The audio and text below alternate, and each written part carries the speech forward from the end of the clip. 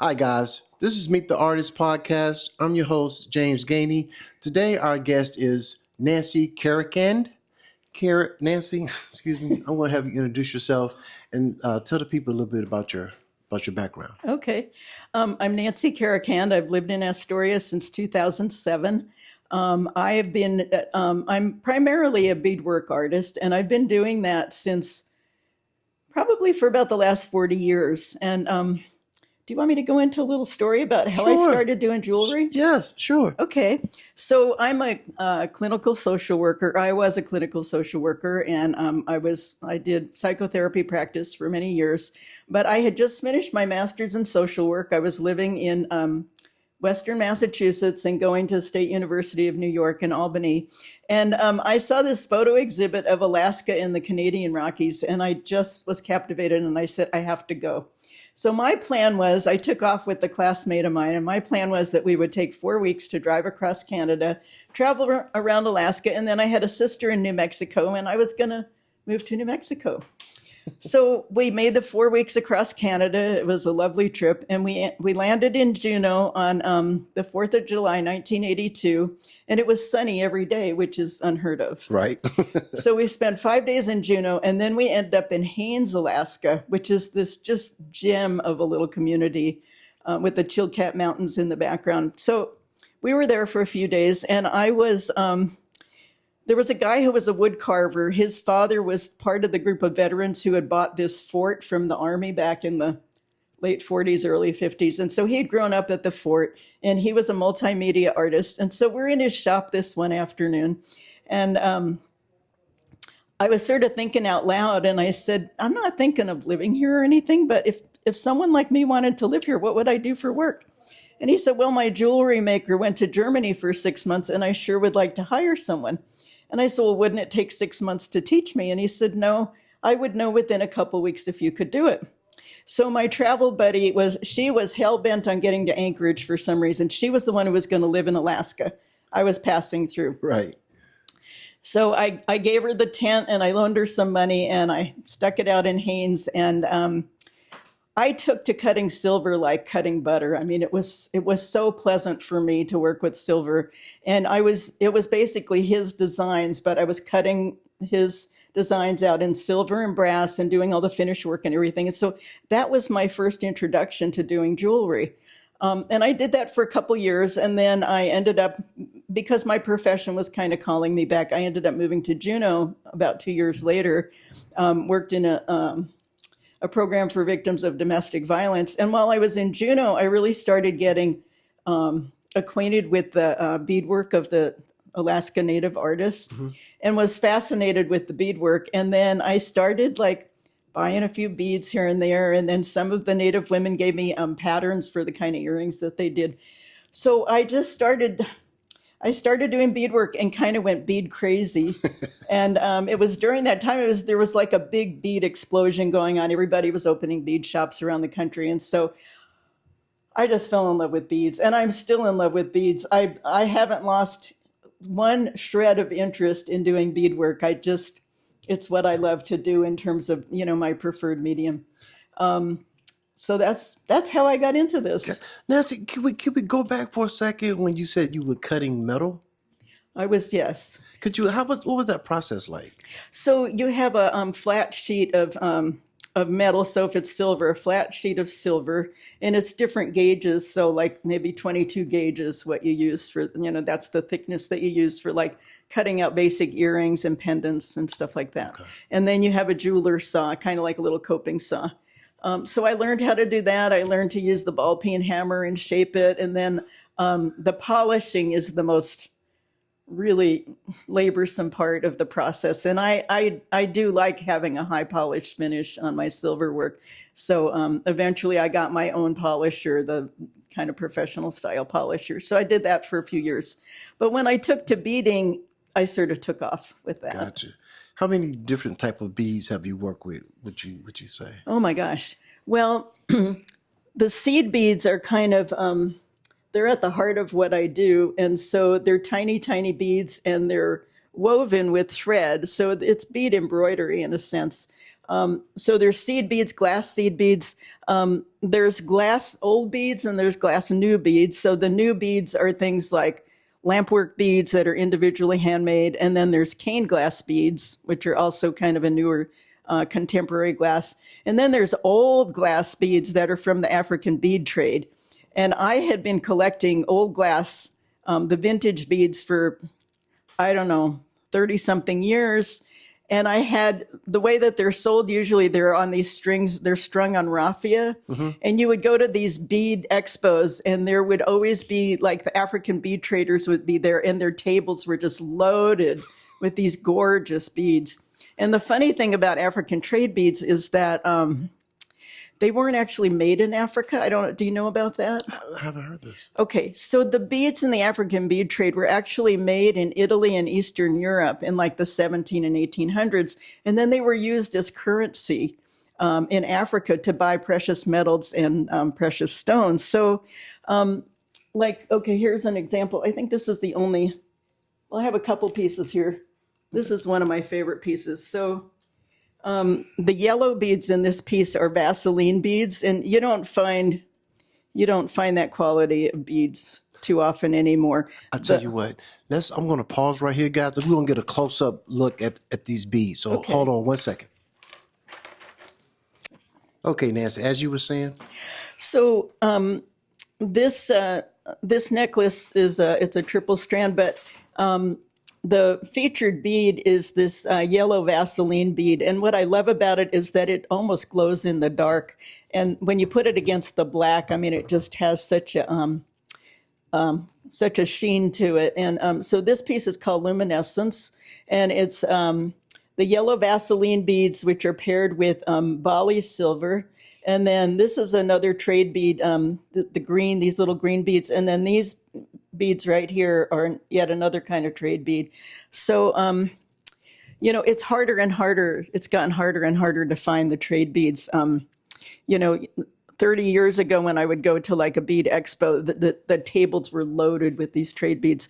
And then about 12 years ago, I went to the Tucson gem shows and it took us 4 days to even figure out where the African bead traders were. So they're just, they're becoming more and more rare. And I had been kind of holding on to them for quite a while. And then I decided, I'm not going to live forever. So I might as well start using them. So anyway, so that's one example of a trade bead necklace. And then I have another piece here, which is, this is a combination of trade beads and Roman glass. And I have to admit, I don't know how old the Roman glass is, but so the yellow beads are trade beads, and then these frosty looking beads that look like beach glass, these are Roman glass. And I like the combination of those two together, and that's with Thai silver. So those are a couple of examples of vintage beads. How long does it take you to actually assemble one of these pieces? People always ask me how long, and I don't want to know how long because there's a lot of time that goes into these. And then if I make something and I don't like how it looks, then I take it apart and I put it back together. And so like with a triple strand like that, really getting that balance of how the strands work together, that was a lot of work. And this one, what I love about this is that I did what's called a 4-part braid. So it gives you a circular braid instead of a flat one. And I just love the idea of using that to give it just more embellishment. So that's beautiful. That's beautiful. We're going to pause here, guys. We'll be right back. Okay, Nancy, could you introduce your next pieces to us, please? Okay. So this one is called Winter Carnival. And the bead weaving technique on this is, it's an old Native American technique called the Oglala butterfly. And when I first was introduced to this technique, I think I bought a book of Native American bead weaving techniques. It was introduced as a technique that they would teach little girls to make like little bracelets. And I started looking at that and I thought, I want something really sculptural. So what I did is I took it out more. They would do like 3 rows of beading and each row comes out a little further. So I did like 7 or 9 rows. It would be an odd number, but I did like 9 rows of beading so that it really gives it this body. And then, so these are seed beads. And then these are quartz beads, quartz crystal. Beautiful. Yeah. So I love that technique, and I also use it. I'll show you another piece that features that. So I've been using that technique for quite a few years. So this is a jellyfish pendant, or sea jelly, if you want to call it that. So when I first started making the sea jellies, I just did kind of straight tentacles and then maybe one curled one in the middle. And that's pretty simple. And I mean, it works, but it's not amazing. So then I thought, what if I did the Oglala butterfly stitch as the tentacles on this one? And look they never lose their spirally, form, and, they're secure and they're really cool looking. And they have a little weight to them too, which is always nice. Yeah. So this is a bead weaving techniques where the bead weaving is what's featured here. And then I have a whole series of kind of my favorite thing, which is beaded cabochons. So a cabochon, for those who don't know, a cabochon is a precious or semi-precious stone that's flat on the bottom and domed on top. And it's that shape that makes it really nice to use, where you're making a bezel around the stone with beads. So every one of these pieces, there's several in there and there's a few up here, they all have beaded bezels. And the bezel, the beadwork, is what holds the stone in place. And this bead weaving technique is probably found in every indigenous culture in the world. It's called peyote weave. And I don't know if it's connected with the peyote ceremony or what, but anyway, peyote weave. So the stones are held in place with peyote weave, and then I do bead embroidery around them, and then some kind of an edging stitch. And I try to make sure that the back is as neat as the front. So it's mounted on one piece of leather, and then it's finished off with another piece on the back, and the edging stitch kind of zips the whole thing up. So I really love this piece. This one is called Swazi Goddess because it's Swazi agate. That is beautiful. And then, let's see, what's the other one? Oh, this is one I really like too. I have my favorites. They're kind of like children. This one is called Mulberry Moonlight. And this has three different colors of imperial jasper. And jasper's an amazing stone because it comes in every color and pattern that you could imagine. So this is jasper. Let's see. Oh, this is jasper. That's a brooch. Oh, wow. The scenes in some of these, that's a type of picture jasper. I've got rainforest jasper right here. So anyway, what I love to do is I love to start with one stone, and then that's like my featured stone, and then I like to add other stones to it, and then embroider around it, and like I said, kind of zip it up, and then even picking what I string the pendant on. Exactly. Is part of it. Do they come in sets? I mean, do you have a pendant for each necklace or no? Well, I make the pendant first, and then I string up the Gotcha. sides. So Okay. yeah. Anyway, Beautiful. yeah. Beautiful. So that's what I love to do creatively, but I have another creative endeavor that I've kind of taken off on in the last year and a half or so. Yes, please tell us about that. Okay. So this is very dear to my heart. So about 40 years ago, when I was working, I was the women's program director at the AWARE program in Juneau, which is the program that serves domestic violence victims and their children. I was introduced to this book called Healing into Life and Death by Stephen Levine. And Stephen and his wife had been part of the Death with Dignity movement with Elizabeth Kubler-Ross and that group of people. And so this book has a series of meditations, healing meditations. And the very first one in it is called the Simple Loving Kindness Meditation. And I just took to that meditation right away. I mean, there's just something about it that's just sweet. And the phrases are so sweet. And over the years, I thought about it, and I used the meditation with clients. I use it for myself. And then there was a period of time I was living in Seattle between Juneau and Juneau.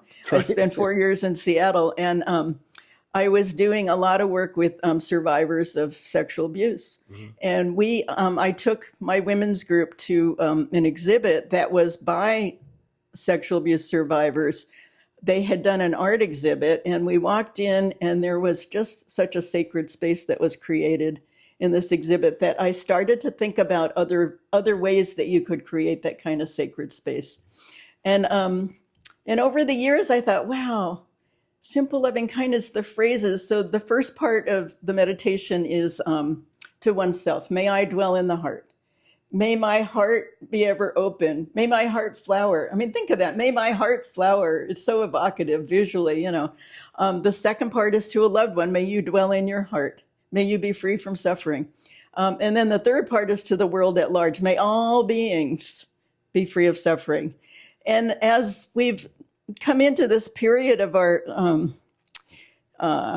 what's going on in our country nationally, what's going on globally, and this just maybe the angst and the anxiety that a lot of us are experiencing around what's happening these days. Right.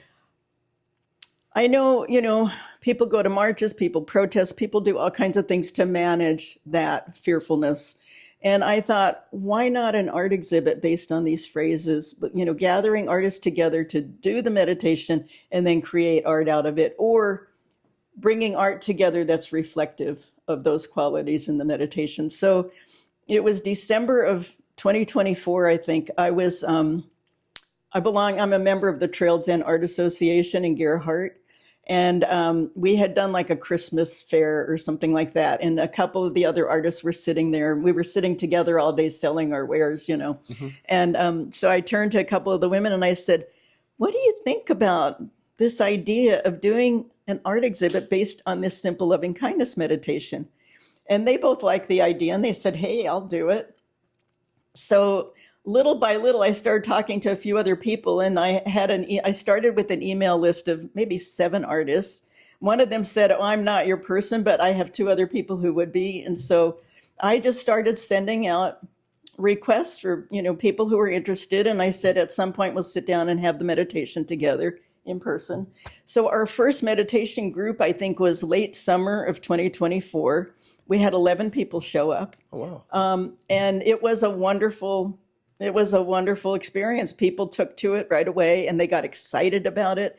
And then I applied to Astoria Visual Arts to see if they would give us a date on their calendar for doing the show. And so, and they were very receptive. So we were given March of 2025 to do this exhibit. And it was wonderful. We ended up doing the meditation like every other week. We had in-person meditations, and then we did a few Zoom meditations, and people were excited. They were telling their friends, you know, it was very it was very inspiring. And it gave us all something to focus on instead of the things we were worried about in terms of our country and our world and everything, you know. So we, by the time the opening for the exhibit came around, we had 30 participating artists and about 60 pieces of work. Oh, wow. And it was in the old AVA space, so it was smaller than this, the one that they're in. Now, speaking of AVA, how important is AVA to you? It's very important. When I thought about where I wanted to apply for a space, I thought, you know, the arts nonprofit groups, they all have this mission statement in common, which is to engage the community in the arts. It's not like to promote excellence in artistic quality and experience. It's really to gather people together, to appreciate the arts, to engage with the arts. And I had started talking to Annie Eskelin months before, and she was so supportive every step of the way. She helped me put the proposal together, and then all the way through, you know, leading up to the show and the launching of it, she was amazing. So the arts nonprofits have such an important role in the community, and I think the AVA is such an example of that. Again, AVA is Astoria Visual Arts, and we all love Annie here at the AVA. Yes. So yeah, thank you for that. Yeah. Awesome. So soon after that exhibit was put on, and the artists who had participated, there was a core group of maybe 12 to 15 people who had been coming to the meditations. Soon after that, I started thinking, I'm not done with this idea. I want to do it somewhere else. So I had lived in Juneau for 20 years. I was part of that arts community. I had had group shows at their arts nonprofit organization, which is the Juneau Arts and Humanities Council Gallery. And I thought, what if I put in a proposal to them? So I happened to look on their website one day, and their time for submitting proposals was coming up like in the next few weeks. And the very next day on my Facebook feed, I get this thing on my Facebook feed. It says, have you ever wanted to have your own gallery show? It was from the Juneau Arts and Humanities Council. And so it's like, wow, I guess that's a sign. That's a sign. And then Annie had written me a letter, kind of a letter of reference. And her letter was so wonderful that I thought, now I have to do it because I don't want to waste her letter, you know. Exactly. So I applied, and they gave me March of this year. And so my granddaughter and I just went up to Juneau, and we put on the show there. We ended up with about 14 Juneau area participating artists, and then myself and my granddaughter. She's 15. And she knows she's an artist. She knew that at 5 years old, she sold her first piece of work Oh, wow. to an Airbnb customer of mine. But so anyway, we went up, and we had about, I think, 35 pieces of work, and it's a lovely show. And so this endeavor now has a website, and the web address is slkart.org. And there's a Juneau page, there's a home page, and then there's a Astoria page that has a slideshow of the Astoria show. And there's a Juneau page that has a slideshow of the Juneau show. And I don't know I'm not sure what I'll do from here. I've been thinking about, there's an arts nonprofit group in Portland that I'd like to approach and maybe have them do a Portland show. I have a close friend who teaches Healing Touch. I'm also a Healing Touch practitioner. And she just called me a few nights ago, and she said, we're getting ready to do the international conference, and we were wondering if you'd like to be a presenter and do something. You know, it'll be a virtual conference, but she said, we're wondering if you might want to do something for the conference. And so we kind of tossed around some ideas, and she was very excited, and we'll see what happens. Wow. There you go. Yeah. That's exciting. Yeah. And we can find those slideshows on what website? It's www.slkart.org. And I'll put those in the description as well. Yeah. So, Nancy, in closing, is there anyone you'd like to thank, or give a shout out to before we close? Well, I already gave a shout out to my granddaughter on Facebook. She was an amazing travel buddy and helper on this show. But I guess the other thing I want to say is that this is the time for artists and writers to come together. I mean, this is the time for us to make our contribution to society, to the culture, to our communities, to help uplift people as we're all struggling with our current circumstances and our current climate. And so I just want to encourage everybody out there who has, you know, a shred of creativity. And I think we all have it. People always say, oh, I'm not an artist. You know, I'm not a writer. But I think we all have something in there, that a little spark that can be lit. And I think that this is the time when this is our time to speak and to shine and to show our creativity and engage people in a way that gives them hope and connectedness rather than despair. Well said. I want to thank you again for joining us on Meet the Artist podcast. I'm your host, James Gainey. Thank you guys for watching.